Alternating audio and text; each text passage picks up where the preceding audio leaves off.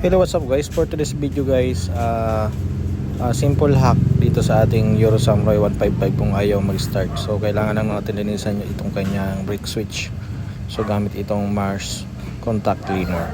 So ayan, so kung gagawin natin, tatanggalin lang natin yan, tapos isprayhan lang natin ng contact cleaner yung kanyang, may mga butas yan dyan eh, yan.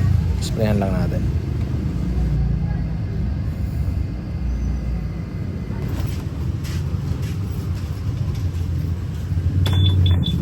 Okay, so yung dito sa right switch, try natin. Ito na yung nalinisan natin. Ayan, so one click start to. Yung sa ano natin, yung sa left switch naman natin, ayun ayaw.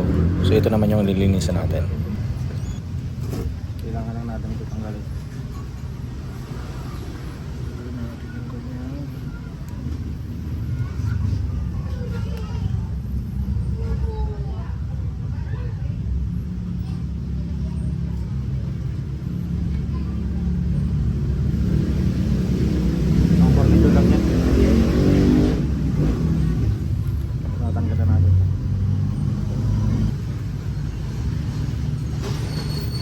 So gamit nitong ating Mars contact cleaner, ito yung bag spray natin dito.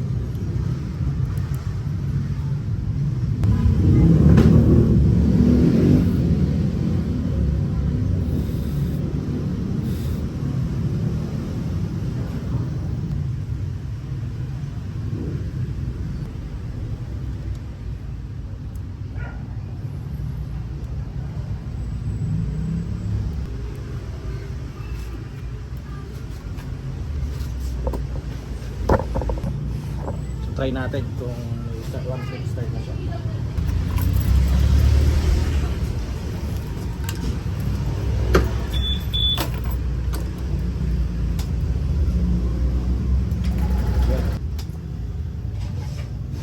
Okay, so ngayon one click start na yung ating Euro Samurai 155 matapos natin linisin yung kanyang brake switch.